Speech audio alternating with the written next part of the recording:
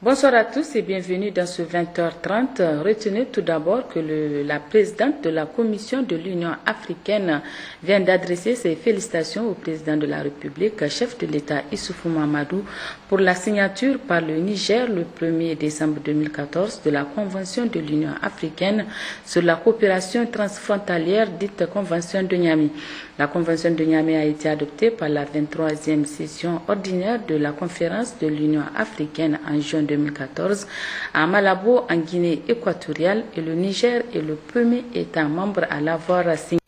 C'est pourquoi Dr Nkozazana Dlamini Zuma félicite le Niger pour avoir franchi cette étape importante et pour les dispositions prises en vue de la ratification rapide de la Convention de Niamey. En outre, la présidente de la Commission de l'Union africaine appelle tous les États membres à emboîter le pas au Niger en prenant dans les plus brefs délais les mesures nécessaires pour signer et ratifier la Convention de Niamey. Le président de la République, chef de l'État Issoufou Mahamadou, a reçu cet après-midi le nouveau consul honoraire de la République du Niger au Japon, Masaki Konho, est allé remercier le président de la République pour cette nomination, mais également rappeler la présence d'une société japonaise dont il est membre au sein du capital de la Cominac.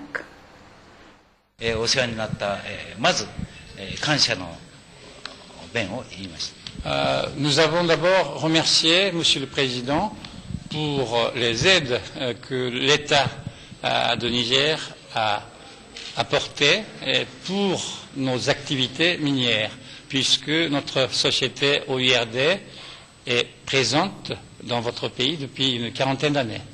Et d'autre part, M. Kono a remercié tout à fait personnellement M. le Président Issoufou, puisqu'il a eu l'honneur d'être nommé le mois dernier au poste de consul honoraire de Niger pour le Japon. D'ailleurs, il aurait dû accueillir le président Issoufou au Japon, puisque un voyage était prévu, mais à cause d'un contretemps politique au Japon, le voyage a été reporté. Mais il a eu le plaisir de pouvoir rencontrer le président ici au Niger, à Niamey. Et enfin, il a exprimé son souhait de continuer à œuvrer, à contribuer pour le développement mutuel de Niger et du Japon. Le président de la République a également reçu les ministres des pays membres de la CBLT, la commission du bassin du lac Tchad. Cette délégation est conduite par le président en exercice du Conseil des ministres, à savoir le ministre nigérien de l'hydraulique et de l'assainissement, Wassalke Boukari.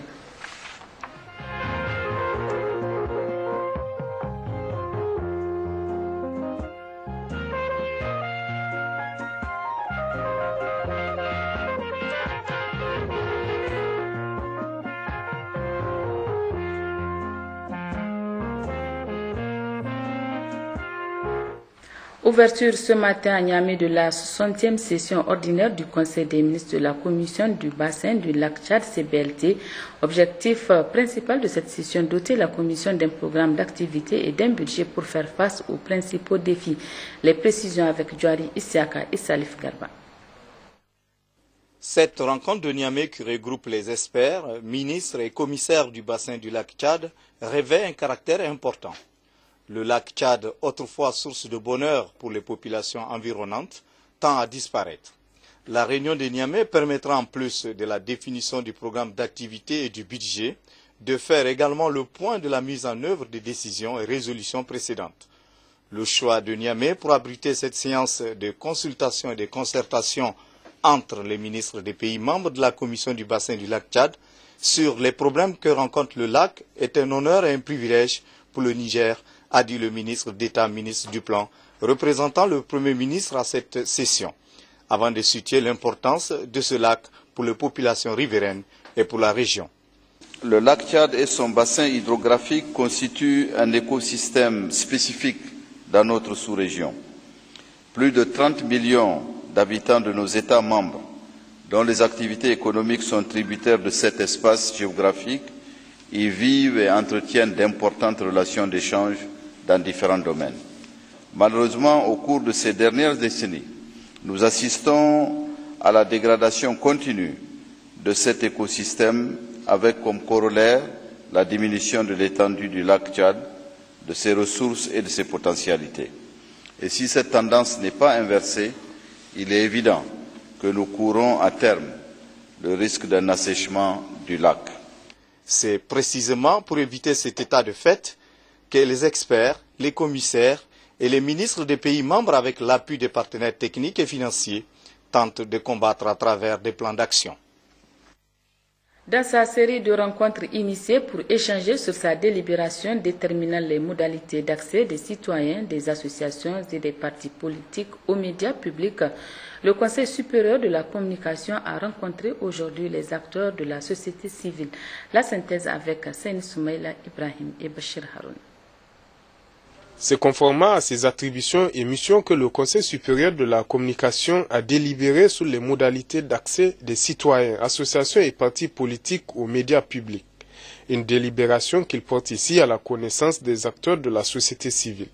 Il y a de manière limitative des activités que la délibération a énumérées.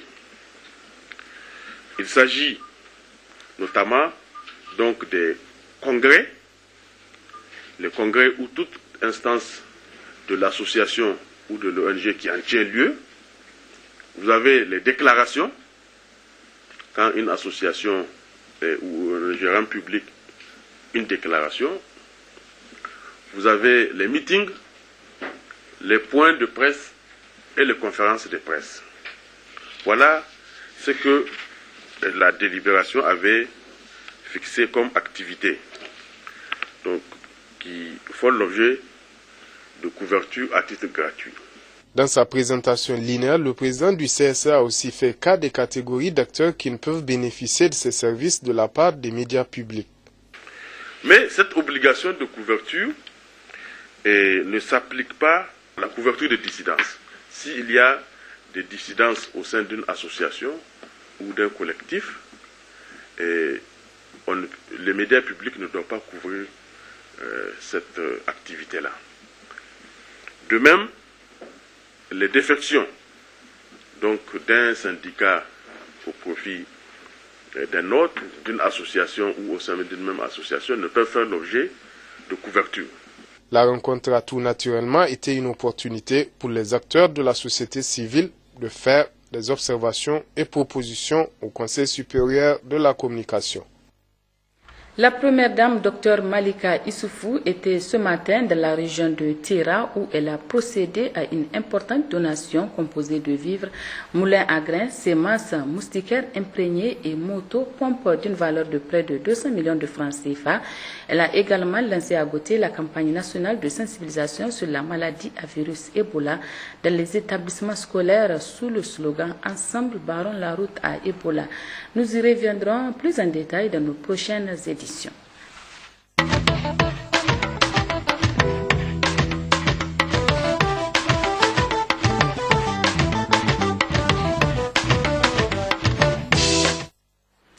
À la cité des Germacoy, le ministre de la formation professionnelle était ce matin pour encourager 185 femmes volontaires dans le cadre de la salubrité dans la ville à quelques jours de la fête tournante du 18 décembre prochain. C'était en présence du ministre d'État Albadi Abouba. Compte rendu Issa Saleh et Habib Bakou. Plusieurs actions de salubrité publique ont été inscrites sur l'agenda de ces 185 jeunes volontaires du service national de participation SNP de Niamey, filles comme garçons mis à la disposition de la région de Dosso pour contribuer à assurer convenablement la salubrité dans la ville de Dosso, d'où Dosso Soga. Parmi ces actions, notons le désherbage, enlèvement des ordures au niveau des dépotoirs publics et sauvages, élagage des arbres, curage des caniveaux, décapage, nettoyage des sites d'hébergement, ramassage des déchets plastiques, le tout couronné des séances de sensibilisation à l'endroit des populations sur l'importance de la salubrité pour la vie humaine et même pour tout être vivant. Au vu de leurs actions combien salutaires, civiques et patriotiques, le ministre de la formation professionnelle et technique, M. Cheikh Daïna, était ce mercredi à Dosso pour rendre hommage, remercier et encourager, au nom des autorités de la 7e République, particulièrement le président de la République, son Excellence, M. Issoufou Mahamadou, ces jeunes volontaires pour leur sens de patriotisme. ce que vous êtes en train de faire, vous le faites pour la nation. Vous le faites pour le pays. C'est ça qu'on appelle une action civique. Et c'est une très bonne chose. Parce que c'est une grande fête qui va rassembler des gens venus de l'intérieur du pays et même de l'extérieur autour de son Excellence le chef de l'État. Et il faut que tous ceux qui viendront, qu'ils voient que Dosso est une ville propre, que Dosso est effectivement Soga et qu'elle symbolise la renaissance de notre pays. Donc ce que vous faites est bien, je vous encourage et vous avez entendu le ministre d'État le dire, vous n'allez pas le regretter. Parce que quand on fait une bonne action, quand on plante un arbre, on en récolte toujours les fruits. Vous allez récolter les fruits de ce que vous venez de faire. Vous allez récolter les fruits de cet acte de civisme. Donc je vous exhorte à vous continuer et je vous en félicite. Merci. Notons enfin la présence du ministre d'État à la présidence de la République, M. Albade Abouba, en mission dans la région, qui n'a pas aussi manqué de remercier et d'encourager ces jeunes volontaires qui resteront ici à Dosso jusqu'à la fin de cette fête tournante du 18 décembre édition 2014. Puis celle du gouverneur de la région, M. Abdoulaye Issa, du président du conseil régional, M. Himamou Kaila, et du maire de la commune urbaine de Dosso, Issoufou Idrissa, qui ont tous assuré à ces jeunes un bon séjour dans la ville de Jarmakoy. Restons à Dosso où le ministre d'État à la présidence de la République, président du comité interministériel des préparatifs de la fête tournante du 18 décembre prochain, poursuit ses visites sur les différents chantiers devant abriter les festivités de la fête. Retrouvons Issa Saleh et Habibou Bakou. L'école normale Mali-Béro de Dosso, où s'entraînent 200 jeunes en chant et en danse, a constitué la première étape des visites dans l'après-midi du ministre d'État à la présidence, M. Albade Abouba, président du comité interministériel d'organisation de la fête tournante du 18 décembre, édition 2014 à Dosso.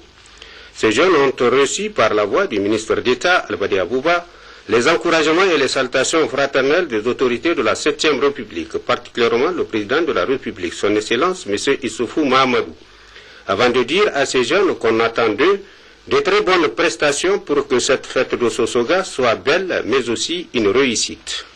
Après, le ministre d'État, Albade Abouba, en compagnie du gouverneur Abdoulaye Issa et du président du conseil régional, M. Himamou Kaila, a poursuivi ses visites sur les chantiers de l'hippodrome, où les travaux avancent à pas de géant. La piste de course des chevaux déjà balisée. Ensuite, ce sont les chantiers du sultanat et de la grande mosquée de prière de vendredi qui ont reçu la visite du président du comité interministériel des préparatifs d'organisation de cette fête de célébration de l'anniversaire de la proclamation de la République du Niger, où il a été reçu par le sultan Jarmakoy Medanda Seydou, en présence de son épouse. Ici aussi, la satisfaction est permise dans le cadre du déroulement des travaux qui se trouvent aux dernières retouches par endroit. Bref, le ministre d'État Albade Abouba souhaite voir prier toutes les délégations ayant effectué le déplacement de Dosso à l'occasion de ce grand rassemblement de portée nationale dans cette grande mosquée qui fait partie de Dosso Soga, puisque la fête va se tenir un jeudi 18 décembre 2014, Inch'Allah.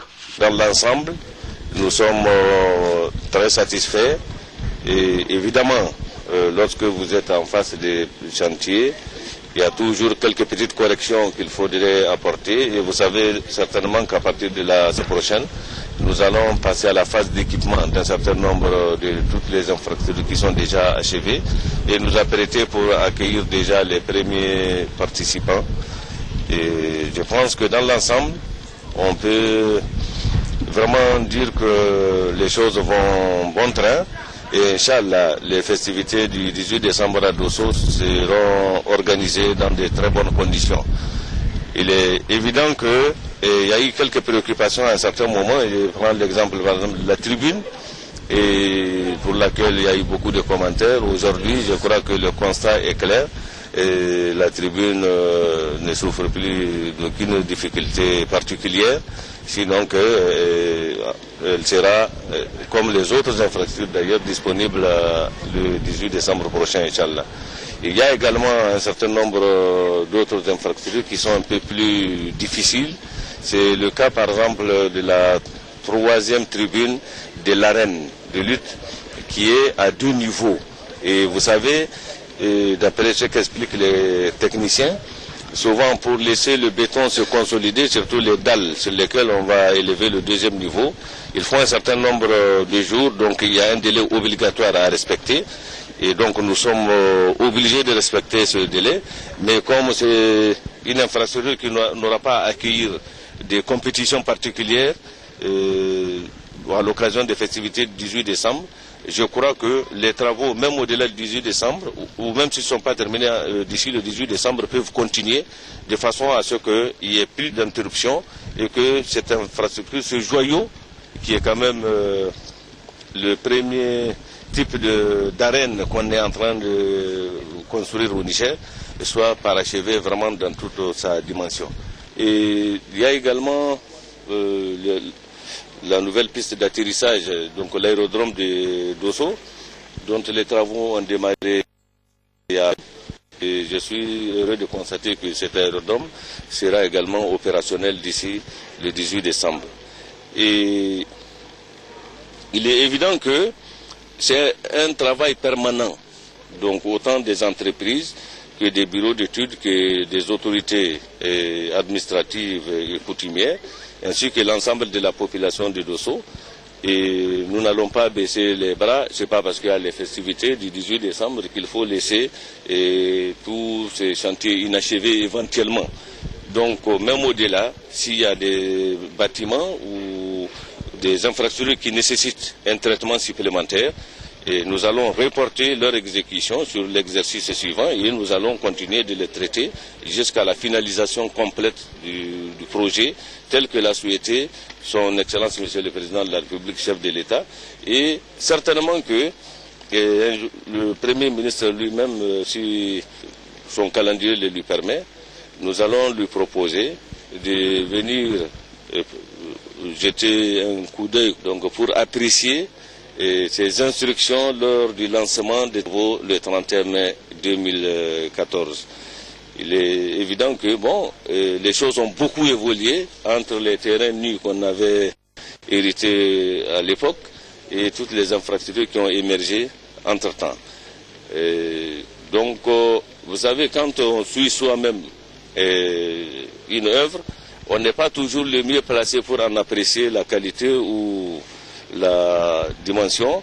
On va laisser à nos chefs qui nous ont mandatés et à nos supérieurs qui nous ont mandatés de venir apprécier pour nous dire si ça a été bien ou mal fait, afin qu'on apporte éventuellement les corrections nécessaires. Mais à mon avis personnel, je pense que Dosso, Soga, tel que l'a souhaité, je disais, son Excellence Monsieur le Président de la République, et tel que l'a exigé aussi le Premier ministre dans sa mise en œuvre, je crois que Dosso sera véritablement Soga.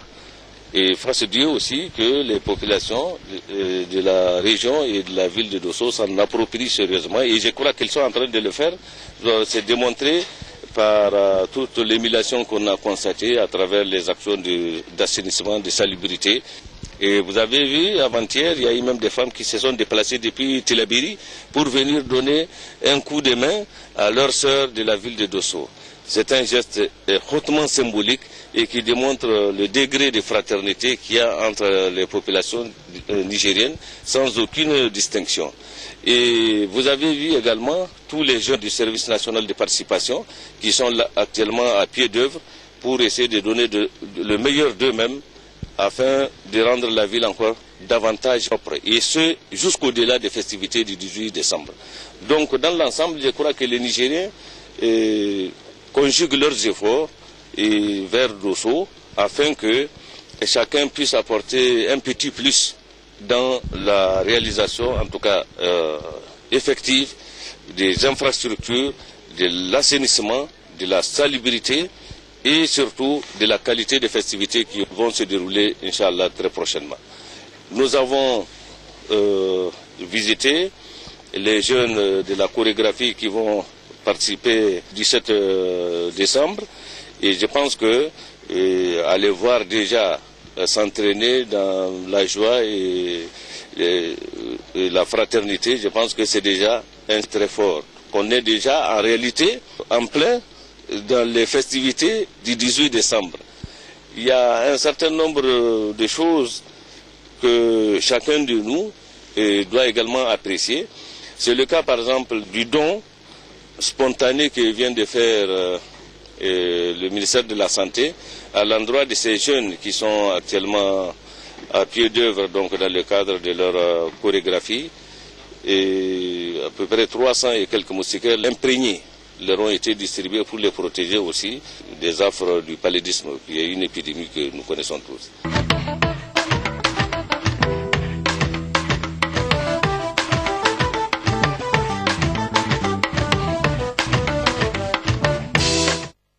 Voilà donc pour ce qui est de Dosso Soga, la haute autorité de lutte contre la corruption et les infractions assimilées, Halcia, a rencontré les différents syndicats du secteur de l'éducation.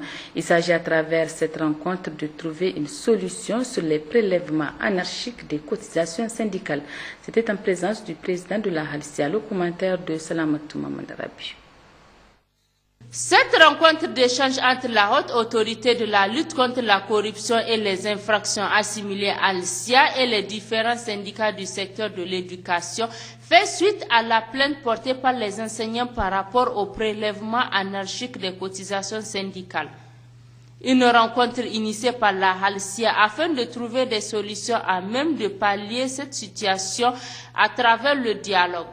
Au niveau de la Halcia, nous recevons tous les jours des plaintes des enseignants qui ont été coupés 2 ou 3 ou 4 fois par des syndicats, donc souvent sans aucune base légale.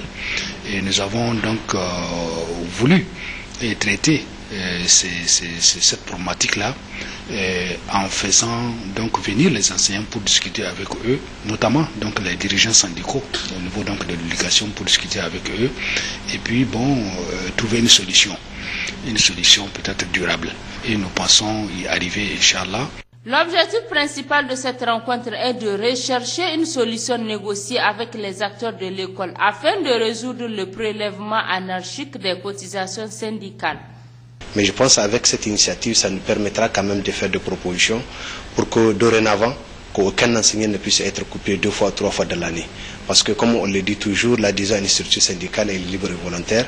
Il faut quand même que le syndicat, en rapport avec l'administration au niveau du ministère des Finances, qu'on puisse trouver une formule qui permettra dorénavant qu'un enseignant ne pourra qu'être coupé par une seule structure syndicale. La Halcia a fait ce bond quand même pour moraliser, pour assainir. Et nous pensons que quand même le consensus autour duquel nous sommes en train de parvenir à cette réunion vraiment va aider, j'estime bien vraiment les organisations syndicales à mieux se comporter et à trouver vraiment un filon pour mieux opérer ces coupures syndicales sans qu'il n'y ait vraiment des abus. Grâce aux efforts que la Halcia apporte à la lutte contre la corruption pour asseoir une bonne gouvernance, le Niger est classé cette année le 103e sur 175 pays en indice de perception. Alors que l'an passé, on était à la 106e place. En 2012, on était à la 113e place. Et en 2011, lorsque la Halcia avait été créée, nous avons commencé à la 134e place. C'est indéniable, manifestement, c'est des signaux très forts qui peuvent nous permettre de croire à juste titre que des avancées sont en train d'être engrangées par le Niger en la matière. À l'issue de cette rencontre, il est attendu un protocole d'accord transparent dans le prélèvement des cotisations syndicales pour les acteurs de l'école. En mission de travail à l'intérieur du pays, le ministre des Transports était à Zender où il a rencontré les cadres techniques relevant de son département ministériel. Objectif, s'enquérir des conditions de travail des agents. Compte rendu, Jamila Amadou et Lawali Papali.